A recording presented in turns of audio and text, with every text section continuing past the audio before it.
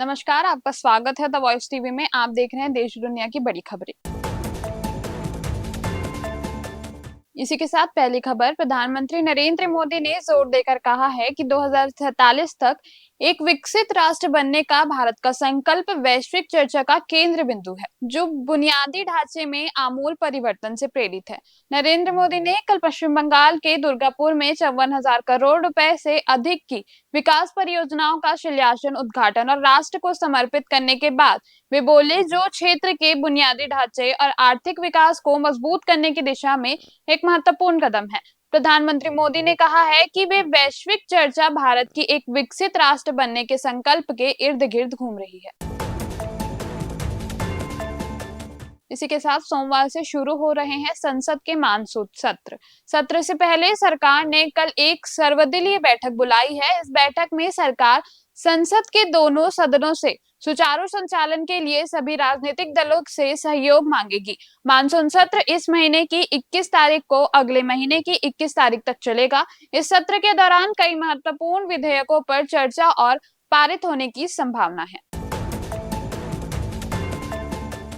इसी के साथ अगली खबर, केंद्रीय इलेक्ट्रॉनिक्स एवं सूचना प्रौद्योगिकी मंत्री अश्विनी वैष्णव ने कहा है कि देश की पहली स्वदेशी सेमीकंडक्टर चिप इसी साल लॉन्च की जाएगी। कल हैदराबाद में केशव मेमोरियल एजुकेशनल सोसाइटी के 50वें संस्थापन दिवस समारोह में बोलते हुए मंत्री ने कहा कि भारत दुनिया के सबसे महत्वपूर्ण सेमीकंडक्टर देशों में से एक बनने जा रहा है।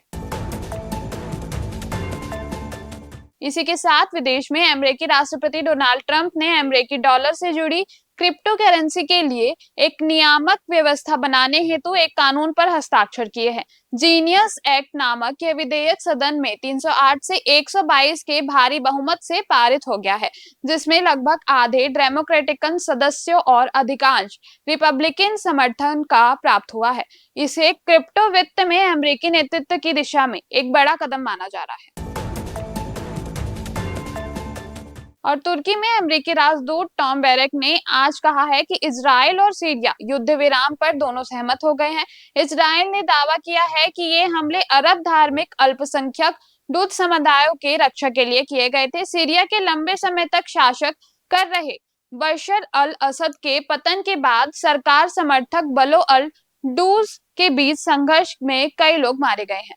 युद्ध विराम की घोषणा ऐसे समय में हुई जब सीरिया के दक्षिण स्वेंदा प्रांत में दूत समूहों और बेडौइन कबीलों के बीच नए सिरे से संघर्ष जारी है। इस संघर्ष में 300 से ज्यादा लोग मारे गए हैं और हजारों लोग भी स्थापित हुए हैं, जिसमें मानवीय संकट पैदा हो गया है। अब खेल जगत की बात करें तो भारतीय महिला पहलवानों ने कल हंगरी के बुडापेस्ट में पोलक एमरे और वर्गा जोनोस मेमोरियल 2025 टूर्नामेंट में 2 स्वर्ण, 1 रजत और 1 कांस्य सहित 4 पदक जीते।